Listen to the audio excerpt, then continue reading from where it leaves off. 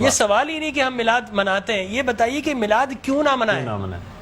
آپ کوئی ایویڈنس ہے ان قرآن کے اندر منع ہے؟ جواب آتا نہیں۔ احادیث مبارکہ میں منع ہے؟ جواب آتا نہیں۔ کیا صحابہ کرام رضوان اللہ تعالی علیہ مجمعین نے منع کیا؟ جواب آتا نہیں۔ بڑی عجیب غریب بات ہے کہ آپ منع کرتے ہیں۔ اچھا جناب یہ دیکھیے کہ میں بڑے سادہ الفاظ میں بتانا چاہوں گا کہ اسلام کیا ہے۔ اسلام 4 چیزوں پہ مشتمل ہے۔ حضور نے جو فرمایا وہ اسلام ہے، حضور نے جو کیا وہ اسلام ہے، اور حضور نے جس سے منع کر دیا وہ اسلام ہے، اور حضور نے جس سے منع نہیں کیا وہ بھی اسلام ہے۔ لہٰذا اگر کوئی آج کسی چیز کو منع کرتا ہے، اس کا مطلب یہ ہے کہ وہ اسلام کے منہ میں اپنی بات ڈال رہا ہے۔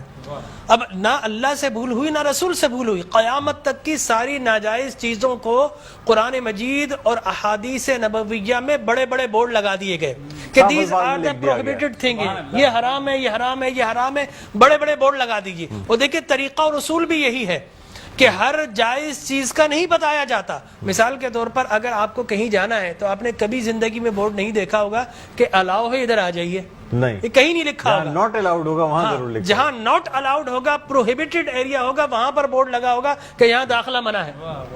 لہٰذا قرآن و احادیث میں بھی بڑے بڑے بورڈ لگا دیے، یہ حرام، یہ حرام، یہ حرام۔ اور مجھے کہنے دیے ڈاکٹر صاحب، اللہ کا نبی بنیادی طور پر ہر جائز کام کروانے نہیں آتا، بالکل نہیں۔ دراصل اللہ کا نبی ہر ناجائز کام سے روکنے کے لیے آتا ہے۔ اگر جائز کام کی اگر جائز کام کروانے آتا اور جائز کی فہرست بنتی تو قرآن 30 پاروں پہ ہی 30,000 پارے بھی کم پڑ جاتے کہ یہ بھی جائز، یہ بھی جائز، یہ بھی جائز، یہ بھی فہرست، ایک پوری فہرست بن جاتی۔ کہاں تک ہم قرآن حفظ کرتے؟ لہٰذا قرآن کے اندر اللہ کو جو ناپسند چیز ہے ان کا بیان ہے، اللہ کو جو پسند ہے ان کا بیان ہے۔ ہر جائز چیز اللہ کا نبی کروانے نہیں آتا۔ اب اگر بنگلہ دیش کے لوگ رہنے والے اگر پوری زندگی اگر چاول کھاتے ہیں اور مچھلی کھاتے ہیں، ان سے یہ نہیں پوچھا جائے گا باجرے کی روٹی کیوں نہیں کھائی، تم نے گندم کیوں نہیں کھایا، تم نے فلانے نہیں کھایا، نہیں پوچھا جائے گا۔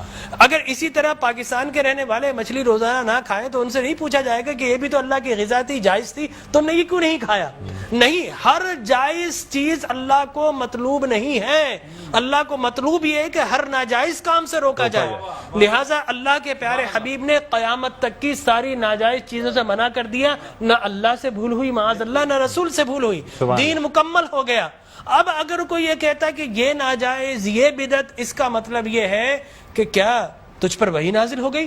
باب نبوت تو بند ہو چکا ہے، اب تو کس بنیاد پر کر رہا ہے؟ دیکھیے اب کس بنیاد پر تم منع کر رہے ہو۔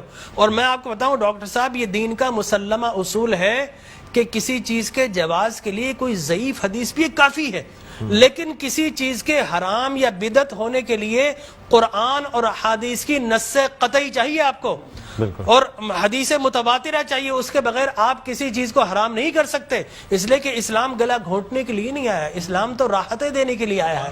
لہذا جو ناجائز چیزیں تھی اسلام نے وہ منع کر دی 1400 سال پہلے۔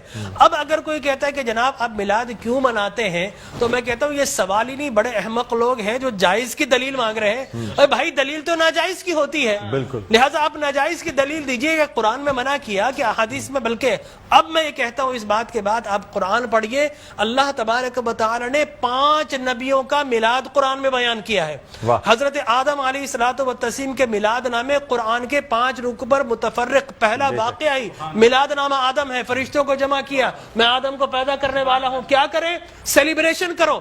آدم کی ولادت کا موقع، نفخت فیہ من روحی فقعوا لہ ساجدین، جیسے ہی میں یہ آنکھ کھول دے، یہ پیدائش ہو جائے، ولادت ہو جائے، تو تمہیں کیا کرنا ہے؟ اس کو سجدہ کرنا ہے۔ اللہ تبارک و تعالیٰ فرماتا ہے کل مجمعون الا ابلیس، سارے فرشتوں نے سیلیبریٹ کیا، آدم کو سجدہ کیا سوائے ابلیس کے۔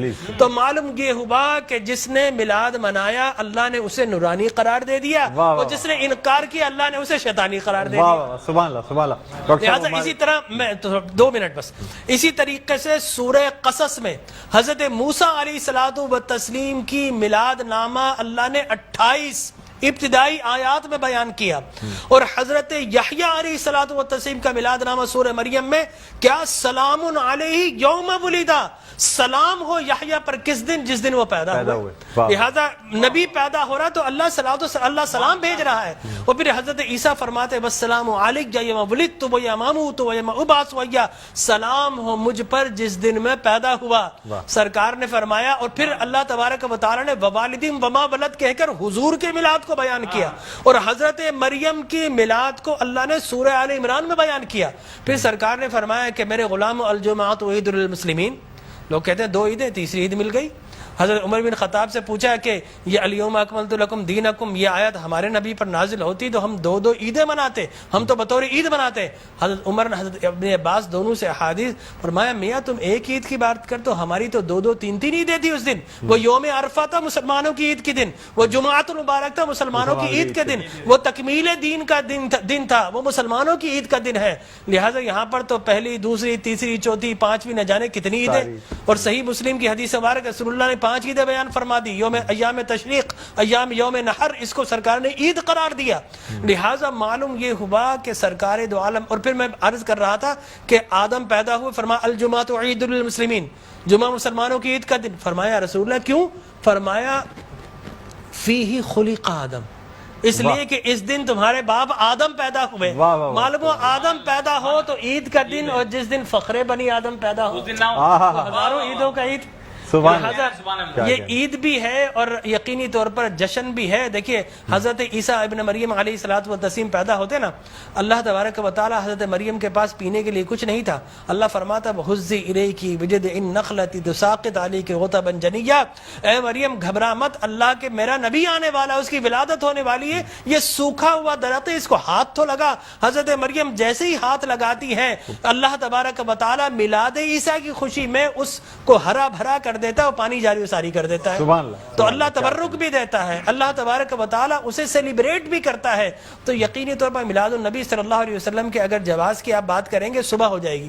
میں قرآن سے بھی بیان کرتا رہوں گا، میں احادیث نبویہ سے بھی بیان کرتا رہوں، لیکن ناجائز کی ایک دلیل اگر کوئی ہمیں دینا چاہے تو ہم موجود ہیں میٹرو ٹی وی پر، کوئی ایک دلیل ہمیں دے دے. لوگ کہتے ہیں بدعت یہ بدعت. او بھائی بدعت، ہر نیا کام بدعت نہیں ہوتا، ہر نیا عقیدہ بدعت ہوتا ہے. لہذا وہ سمجھے ہی نہیں، ہر نیا کام بدعت نہیں ہے. میں آپ کو ثابت کر دوں ہر نیا عقیدہ بدعت ہے. لیکن آپ شیطان نے جب جو جس چیز پہ انسان کا ہے وہ قائم ہے، ہر نیا کام، اگر ہر نیا کام بدعت ہوتا، خوشی منانا، عید منانا، اس میں تو کوئی ایسی بات انوویشن ہے اسلام کے اندر. آپ یہ دیکھیں نا حضور اکرم صلی اللہ علیہ وسلم کی وفات شریف کے بعد قرآن مجید جمع کیا بدعت، پھر اس کے بعد تراویح بدعت. وہ بخاری کے ہذہ نعمت البدع. حضرت عمر بن خطاب کے الفاظ ہے کتنی پیاری بدعت ہے کہ میں نے تراویح شروع فرما دی. تو مقصد وہ کہ بدعت اچھی بھی ہوتی ہے. صحابہ کرام بدعت حسنہ بھی ہے، بدعت مذمومہ بھی ہے. اور مذمومہ بدعت کیا؟ اچھی چیز کو مٹا دینا. اور بدعت حسنہ کیا ہے؟ کسی اچھی کام کا جاری کرنا. فرمایا من سن سنتا حسنتا فلہ اجرھا واجر من عمل بها الى یوم القیامہ. جو کسی اچھی سنت، اچھے کام کو جاری کرتا ہے، اس کے بعد قیامت تک اگر لوگ اس کام کو جاری رکھیں تو اس بگنر کو اللہ تبارک و تعالی اجر و ثواب عطا فرماتا ہے. ہماری ٹرانسلیشن کا